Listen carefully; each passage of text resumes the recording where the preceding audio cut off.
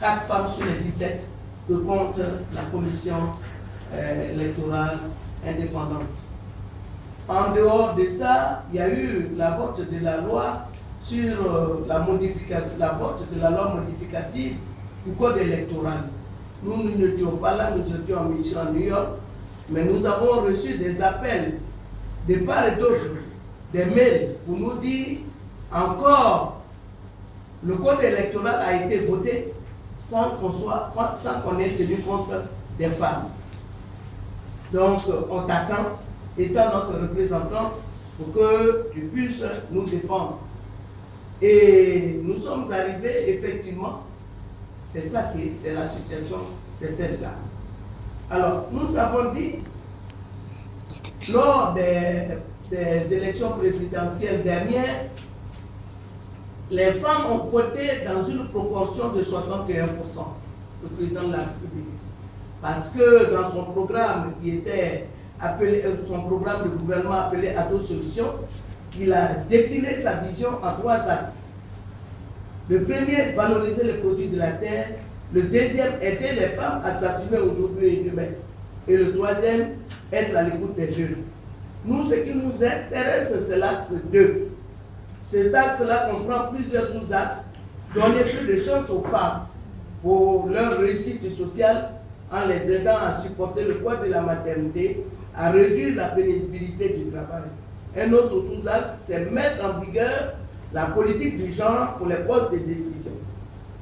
Alors, cela devait passer par 100 milliards pour consacrer aux femmes, dont 50 milliards de lignes de crédit pour les projets portés par les femmes, gratuité des soins, des frais d'accouchement, proposition d'un projet de loi tendant vers la parité, c'est-à-dire l'égalité systématique dans l'administration, et il a dit première étape au moins 30%, lutte contre la vie chère, etc.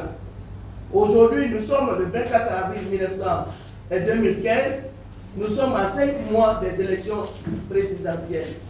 Nous pensons que c'est le moment de faire le point des promesses faites aux femmes par son Excellence, M. Alassane Ouattara, président de la République de Côte d'Ivoire. Surtout, la mise en vigueur de la politique du genre pour les postes de prise de décision et la proposition d'un projet de loi tendant vers la parité, c'est-à-dire l'égalité systématique dans les administrations publiques. Qu'en est-il aujourd'hui? Nous constatons la réalisation du compendium des compétences féminines qui est un outil d'aide à la décision. C'est un élément de la réponse et félicitons le président pour cela. Bien que le compendium soit disponible et lui ait été remis officiellement, la situation de la femme dans les instants de prise de décision demeure très faible.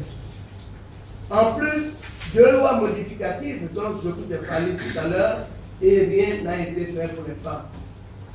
Nous pensons, nous disons que nous avons toutes les statistiques, puisque nous les relevons, des nominations de l'administration publique, parapublique, les sociétés d'État, les EPN, etc. Mais nous allons nous appesantir sur les statistiques de janvier à avril 2015. Ces statistiques nous disent, qu'est-ce qu'elles nous disent? Sur un effectif de 133 nominations, 106 sont des hommes et 27 seulement sont des femmes. Ce qui nous donne 20,30% pour les femmes et 79,69% pour les hommes. Ces chiffres sont très loin des 30% minimum demandés par la communauté internationale et que le président lui-même a mis dans son programme. Quand nous faisons une analyse plus fine de ces statistiques, on constate les personnes qui représentent le président de la République et le Premier ministre dans les conseils d'administration sont très souvent des hommes. On constate aussi le secteur du pétrole et de l'énergie, des mines et de l'industrie aussi n'ont pratiquement pas nommé suffisamment de femmes. Nous nous demandons, est-ce que ces secteurs manquent de femmes? Mais comme nous avons commandité une étude pour faire le point de la situation, nous aurons certainement des réponses. Au vu de ce qui précède, nous demandons instamment à son Excellent M. Alassane Ouattara, président de la République, l'adoption avant la fin du mois d'avril 2015 d'une loi modifiant le code électoral et instituant l'égal accès des femmes et des hommes aux mandats électoraux et fonctions électives dans les élections, pour les élections 2015-2016. Nous avons déjà un avant-projet de loi en ce sens. Nous demandons l'institution d'un prix annuel appelé prix de l'égalité qui pourrait être attribué chaque année aux meilleures entreprises du secteur privé, public, parapublic, les institutions, les ministères qui auront le plus contribué à l'égalité. La dotation du GOF de la Maison de l'égalité, comme c'est le cas de la presse, qui a la Maison de la presse à côté du bloc ministériel. Nous demandons aussi la mise en place d'un fonds fiduciaire de soutien aux femmes en politique, d'un montant de 10 milliards de francs CFA. Nous demandons l'institution d'un cadre permanent d'échange entre la société civile et le gouvernement, surtout le GOF et les acteurs gouvernementaux, notamment les ministres. Enfin, l'institution des contrats de performance pour l'égalité pour tous les acteurs gouvernementaux et parapublics.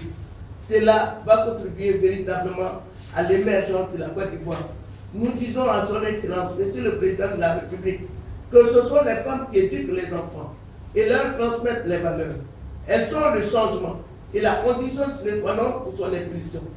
Elles vous demandent de leur faire confiance et de baser votre stratégie d'émergence sur elles et vous ne serez pas dessus. Elles s'engagent pour ce qu'elles ont dit. Et elle remercie son Excellence, Monsieur le Président de la République, et l'encourage à prendre de l'avance sur les autres pays en devenant une référence en matière d'égalité entre les hommes et les femmes dans tous les domaines. Merci à tous et à toutes, et surtout aux femmes et aux hommes des médias, nos partenaires de tous les jours.